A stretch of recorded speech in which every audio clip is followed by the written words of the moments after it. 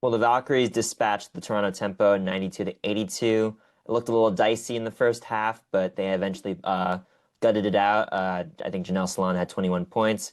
Kayla Thornton, big night, 20 points as well. And then those two did enough to get Gabby Williams and Veronica Burton to the finish line, and those two kind of hit some clutch shots down the stretch to win this game. But yeah, joining with me today is Jane Kenny of the SF Standard, me, Kenzo Fukuda of Clutch Points.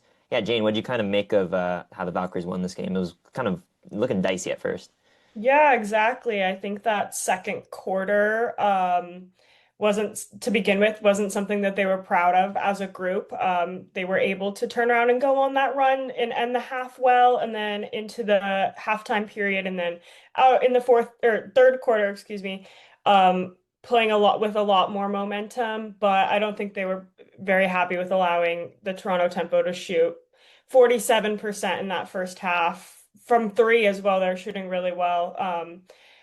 They were trying to double Marina Mabrey. She was available for this game. She wasn't on Sunday. Obviously, when they played the Tempo the first time around, she didn't have a great game. So I think it's a huge part of their game plan, trying to make her a non-factor. We saw former Valkyrie, if you can call her that, Maria Conde, had a great Yeah. game as well.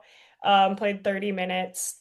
So just kind of what Natalie talked about post game is just Sandy Brondello is a great coach when it comes to making adjustments. And this, they're kind of warming up to maybe the narrative that we want to put on these two-game back-to-back stretches as like a playoff simulation. And they are kind of conceding that, like, yeah, this is like what it would be like to be, playing a team back-to-back in that playoff situation. So. I think they should be happy with how they closed out this game. Obviously, really promising to see that type of night from Kayla Thornton, Janelle Salon as well. So, overall, good win, I would say. What did you think?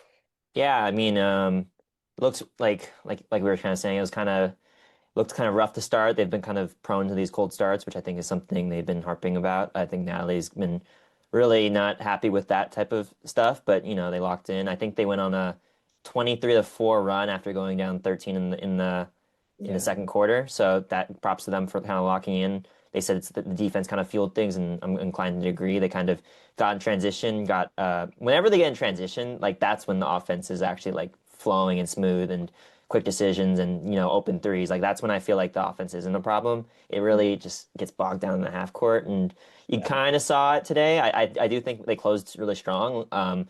Like I said, Veronica Burton had a really huge putback with the shot clock expiring, and then Gabby Williams, like a minute later, had this really tough layup.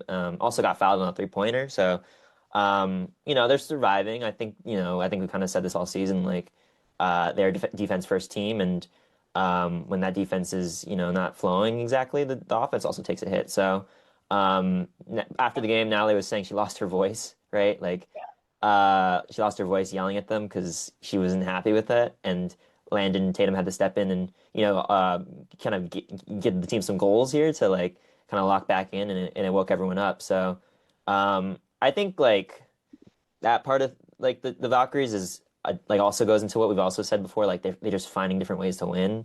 Um, in this case, it's like assistant coach stepping in and help like giving a motivating message and the team responding to it. And yeah, I think like sometimes I think you lose a game like this if your coaches don't care. And obviously Natalie and Landon really cared. So kind of interesting to see. Like, what do you kind of make of that? What Natalie's saying there. Well, I think that, I mean, they really locked in defensively in that fourth quarter. They had some really good sequences of just getting stops, whether it was like steals. Natalie did say that they were able to take more risks defensively tonight, which you could see. I mean, they were ju just jumping the passing lanes there. They got a couple late shot clock violations. So they looked pretty kind of together in that fourth quarter defensively. But yeah, Natalie surrounds herself with, coaching staff that brings out different strengths and kind of like covers different areas for her. And she trusts, um, all of them with their scout and their adjustment and their feedback. And I think the players, really buy into that too. So when she won Coach of the Year last year, she said this is coaching staff of the year. And you can really tell when you're around this organization, like day to day, how collaborative it is, and how everyone's, voice is important, whether it's, like video or scout or assistant coaches like that. So, yeah, it was interesting because on Sunday post game, she talks about how she, went in on her players too. So, Yeah, I think critiquing just gosh, it was more so about effort, I think. yeah, On Sunday she was talking about, just really needing to rile them up, didn't feel like they were emptying the tank. And then tonight it was just more of a general like we just like weren't like playing well. She said a lot of cuss right. words used at Yeah, halftime. To just get them to buy in, but also said that her team responds really well to that and they like her to be like crazy, as she says, and like respond well to being coached and being yelled at. And maybe she hinted even maybe even yelling at each other. So I'm right.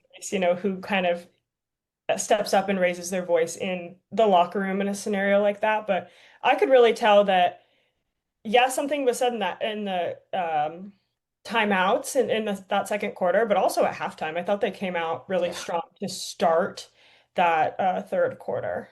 It, So it's it's funny yeah. that this happened tonight, like Natalie losing her voice, because I pregame I'd asked her like how do you make sure your message isn't doesn't fall on deaf ears and like kind of change up how you press your players' buttons. And at first she was like, you say deaf ears a lot, which I don't think I did do, but maybe I do. I don't know. Apparently that's a phrase I use a I lot. personally haven't heard it, I will say. So, regardless, then she said like, her the way she engages her players is trying to be as direct as possible and asking how they want to be pushed. And I think that's something she said she picked up from her mentors, and that's kind of her style. Like she is a very direct person, and I think players kind of respect a coach that, it doesn't kind of beat around the bush and just like is upfront and like open with like how do you best respond to feedback and criticism. So that's Yeah. I think tonight, how the directness was in cuss words, which was funny, and she I had think it always I is. think I think yeah, it might be just tries always to keep like it that, yeah. chill Um, around us, but I think it always is, talks about how like fiery of a mouth she has. And she talked about that at least a lot last year. yeah. I really think that one of her biggest strengths though is the honesty, Yes, yes, and just like shooting it straight. And I think her players in this group just takes it well because they know it's, she just cares so much. She's so passionate. And so it's yeah, kind of a place of like passion. So I think they kind of have learned their coach. And it's also interesting because she'll talk about last season, like how important it was for her to have Tiffany Hayes and Kate Martin in her locker room because those were yeah, two players that already knew her and knew this. And maybe she felt like it was, a kind of like people would take it by surprise, I guess, some of her players, like how right. passionate she is. And they were there to be like, no, this is how she is. This is good. So Like I she's think, genuine. It's not out yeah. of a place of anger. It's out of a place of love. Like honestly, like I think if she's yelling at you, that means she cares. Like that's like a old adage, but I think it really counts for Natalie. Mhm. Um, Before we move on, I think we should probably also talk about Kayla Thornton's night. 20 Yeah. points. I don't was she like it was like 6 for 10 from the field. I don't have the numbers in front of me. 6 for 10 and then three or four of seven from three. Yeah, she's been I think she started I think you told me this like she started every game this season. I guess what have you just made of Yes. her season and tonight? Like she's just been Yeah, so important for them. And we were, people were putting her in trade packages. So what do you think of her game tonight? I know. I think she it's interesting. I'm writing about this. You guys can read it tomorrow. But Yeah. just how much her role has changed from last year. Obviously, she only played half a season, but she was taking like 12 to 13 shots a game. Like she was their highest volume shot taker on that team, and that's just completely not what she is now. Right. But she has played in every game and started every game, and she's in a lot of those closing lineups. And like, there's so many nights where her numbers like don't really pop out on the stat sheet, but like you can tell she's in there because she's like making the wheels turn. I think she's taken on like Natalie was had a lot of praise for her defensive play tonight. I think she was on a bunch of different people actually. I feel like she was guarding like genuinely like 2 through 5 Yeah. against the tempo. So she just does a lot, brings a lot of the intangibles and kind of the effort and the rebounding, especially when it comes to grabbing like long rebounds. She's like, quick on her feet. It gives them a different look defensively against some of their like bigger opponents and like forwards and centers. So it was cool. It was kind of like a reminiscent of a last year's Kayla Thornton to see her, Yeah. get a 20 piece and take 10 shots and so I think that's got to be, confidence inducing for her and for this group. But yeah, we do talk about how she's like either, has a great night or a really quiet night, but I also think that her quiet nights are generally very important to making everything else work, I would say. Yes. I agree. I think so Natalie before the or after the game we asked her like about Kayla and she said like she came in with this like laser focus like I think the quote she used like she wasn't coming in with any bullshit. Yeah. And yeah, she was great tonight. Like she like Gabby didn't have a good night. Veronica wasn't having a good night, and you needed Janelle to score and you needed another score. Otherwise, you don't pull this game off. And Yeah. yeah, she was super good tonight. I mean, when she like is lasering those threes in, this team is really hard to beat. And I think it's just going to be about like can they get that in the playoffs? We'll kind of Like, see. That's like kind of the one of the questions I have for them moving forward. But moving on, we have one more thing to talk about tonight. We have some Yuste Yoshite stuff, just because our colleague Harrison Rich of the SF Chronicle, he had a great article on Yuste Yoshite today. Let me pull that up. Yeah, he talked to her this morning just about being in trade rumors, having this bench role, not getting that much playing time. To summarize what Harrison wrote, it's a great article. You should go. It's a great article. You should go read it. Yuste was, kind of honest about like, like she can see all that, herself being put in trades. She talked about like her relationship with Natalie and like trying to, be more vocal for Natalie and stuff like that. She talked about, they didn't totally give her an expectation coming into the season. Like they didn't, tell her like she would be not playing or that she would be playing. They kind of just, had her like they didn't really communicate that. And then yeah, Jane, what did Natalie say about that pregame? Or just like because Harrison ended up asking that after before the game. yeah, yeah. So kind of like Bill Natalie kind of gave her input on you stay being so open about that. And then also just like first of all dealing with, she's played professional basketball since she was 14 and she's always Yeah. pretty much been like a contributor. Even if it's a stacked team, like she's been playing. So just kind of asked about adjusting to like what's it like not playing and being in this environment and kind of like going through that mentally. And Natalie's response was like, basically like harping on how what great team chemistry and culture they have off the court. She just said basically they hang out a lot and there's a lot of people. I mean, honestly, everyone on this roster can speak to like having to fight for their place in this league or not playing as much in uncertain like rosters. And then she said the coaching staff can kind of relate to that too. So I thought that was a fine answer in terms of how they're supporting her because I do think she's supported in this. Yeah.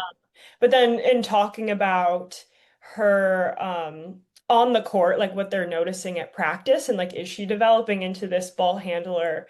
She was I guess to summarize this little like t mini tangent she went on is like basically getting Yuste to be able to like call out plays and like organize an offense in like on the fly. And kind of get people where they need to be, and then also like translating it into like a loud arena of like what it's like to play, and like not everyone can hear you, and like using your voice. So, did I get up everything? I'm trying to read this quote.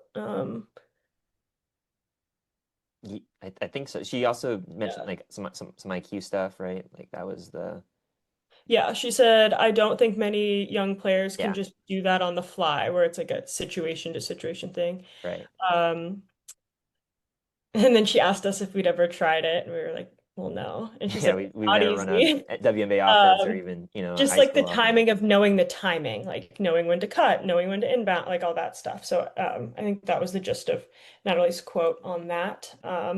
Yeah, and like Yuste was saying in that article by Harrison, like, Tip Hayes has been a big mentor for her, like, helping her stay Sure. ready, kind of handle the highs and lows of the season because obviously, it's got to be frustrating not to, play like especially when, you're coming off a season in Europe where you're in the semifinals of that league like and she was like one of the main contributors. It's definitely hard to kind of adjust to that, but she's young. She'll get her shot eventually, I think. We'll just have to see kind of when. I think like when international ball, there's an international break. I think some of the players might be leaving early. We'll see if there's some space there for you stay to come in and contribute and kind of, I think this Is happened last year. Lithuania going to make the World Cup? I don't even Uh, know. I don't know. Like, is she Maybe going to be in I it? gotta look into I that don't more know too. that. Like I need to look that at international break is super strange, but Yeah. that might be when you stay can get some run here and there.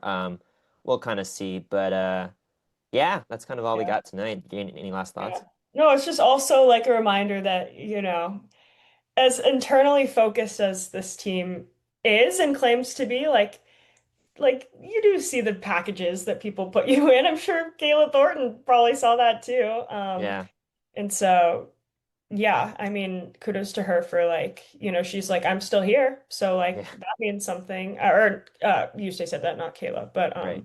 the article.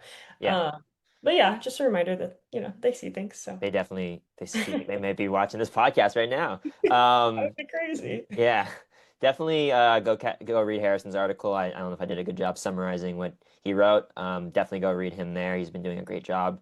Just coming in on the summer intern for the sports section, and so he's been killing it. And yeah, Jane, where can we read you? And what are you working on? You can read me on the SF Standard, and like I said, I will have some more on Kayla Thornton's great game last night and or tonight. Probably last night by the time Yeah, you guys see this. And like her recovery process, because I've talked to her on multiple kind of occasions of like the timeline, and she was by herself for a lot of it, just training in San Francisco this entire off season. So yeah. you can check that out. That'll be out tomorrow. Definitely. And you can find me at Clutch Points. Got again Valkyrie stuff. We'll be writing about this game. Definitely gonna be writing about some of the the vocal stuff that was like. I mean, I feel like tonight was like a lot. They talked a lot about the vocal and messaging and stuff like that. So definitely Mhm. write on something about that. But yeah, subscribe, comment, like helps us out, Yeah. and we'll see you on the next one later. Yeah.